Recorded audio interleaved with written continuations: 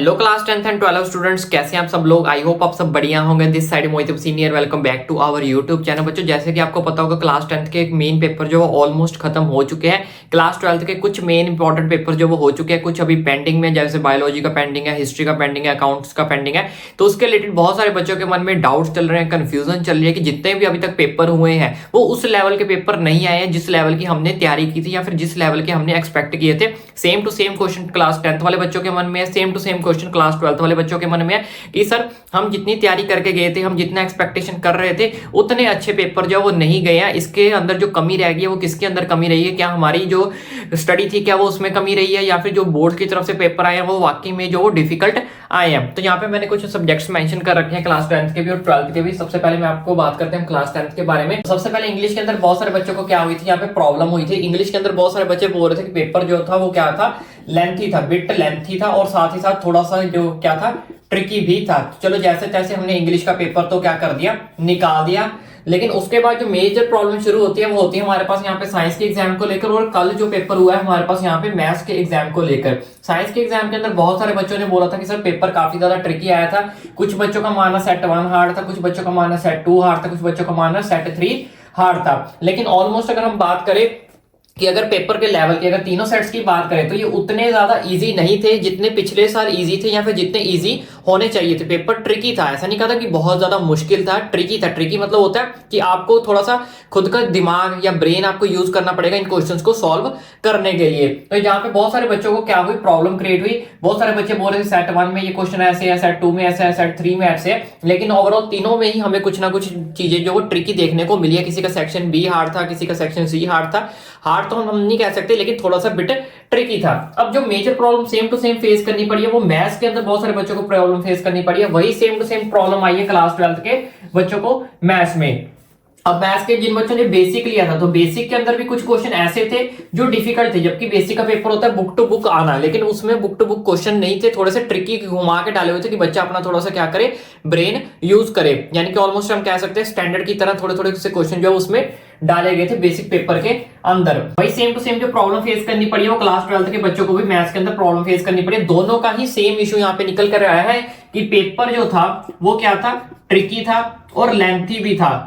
ठीक है, लेंथी भी था। दोनों का जो पेपर है वो पूरा पूरा टाइम टू टाइम ही कंप्लीट हुआ है। कुछ बच्चे तो ऐसे भी हैं जिनका paper time to time complete ही नहीं हुआ, किसी के लास्ट में 2 क्वेश्चन छूट गए, किसी का 1 क्वेश्चन छूट गया। दोनों में ही पेपर्स में हमें जो थोड़ी सी सिमिलैरिटी देखने को मिली है, ट्रिकी वाइज भी और लेंथी वाइज भी। लेकिन अब कुछ बच्चों को यहाँ पे मान, सर मैं यहाँ पे 10 दिन की छुट्टियां थी, क्लास 10th वाले बच्चों का मानना है कि मैं 10 दिन पूरा अच्छे से पढ़ के गया था, मैंने पूरा अच्छा proper A to Z math complete किया था, लेकिन फिर भी मुझे जो मैथ है वो पेपर जो है वो काफी ज्यादा ट्रिकी लग रहा था, लेंथी लग रहा था। ऐसा लग रहा था कि पेपर खत्म होने पे नहीं आएगा, मेरा पेपर जो है वो क्या कर जाएगा, छूट जाएगा। जिसमें से हम कुछ बच्चों का पेपर जो है वो छूट भी गया है, कुछ बच्चों को लास्ट में रिवीजन का टाइम भी नहीं मिला। कोई बोल रहा है सेक्शन 1 ट्रिकी था, सेक्शन 2 हार्ड था, सेक्शन 3 था।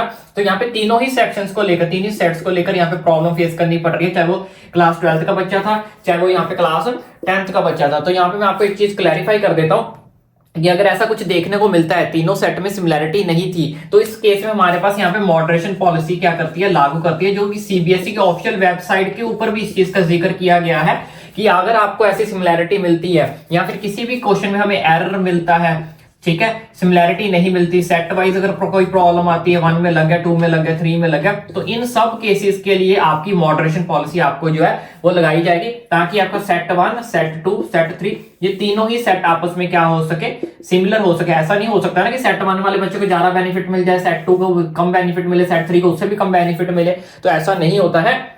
मान लो सेट 1 इजी आ गया तो इसको बेनिफिट हो गया, लेकिन सेट 2 सेट 3 तो प्रॉब्लम में आ गए। तो इन सब चीजों को सिमिलरिटी करने के लिए, इक्वलाइज करने के लिए हमारे पास यहाँ पे मॉडरेशन पॉलिसी है जो क्या करती है, लागू होती है। तो आपको बिल्कुल भी घबराना नहीं है। अगर ऐसा इश्यू क्रिएट होगा तो आपके लिए मॉडरेशन पॉलिसी, जो सीबीएसई खुद बोलता है कि हम मॉडरेशन पॉलिसी लगा के आपका पेपर चेक करेंगे, तो आपको क्यों टेंशन लेने की जरूरत है। बस इसमें एक चीज का आपको ध्यान रखना होता है कि आपका जो पेपर है वो पूरा अटेम्प्ट किया होना चाहिए। चाहे वो आपने सही से अटेम्प्ट किया है, गलत अटेम्प्ट किया, हाफ अटेम्प्ट किया, लेकिन अटेम्प्ट किया होना चाहिए। क्योंकि बहुत सारे बच्चों को ये होता है कि लास्ट में पेपर छोड़ के ही आ जाते हैं, या फिर कोई क्वेश्चन अगर उन्हें नहीं आता तो बिल्कुल ब्लैंक शीट छोड़ देते हैं, व्हाइट, इस तरह से व्हाइट शीट यहाँ पे छोड़ देते हैं, कुछ लिखते ही नहीं है, तो ऐसा कुछ नहीं करना आपको। जितने भी बच्चों ने अटेम्प्ट किया हुआ है पेपर, चाहे वो आपका फिजिक्स का, जैसे कि मैंने आपको ऑलरेडी फिजिक्स की देखो कितनी लीनियंट चेकिंग हो रही है। मैंने कल की वीडियो के अंदर आपको बताया भी था कि फिजिक्स की कॉपी चेकिंग के अंदर क्या क्या प्रोसीजर चल रहा है, वो जाके वीडियो देख लेना। ऑलमोस्ट खुशखबरी लेकर आया था मैं आपके लिए फिजिक्स के एग्जाम को लेकर, तो वो वीडियो देख लेना। केमिस्ट्री के एग्जाम का भी चेकिंग के लिए अपडेट नहीं आई है, थोड़े से पेपर ही चेक हुए हैं 10-20%, वो भी मैंने उस वीडियो के अंदर बता दिया था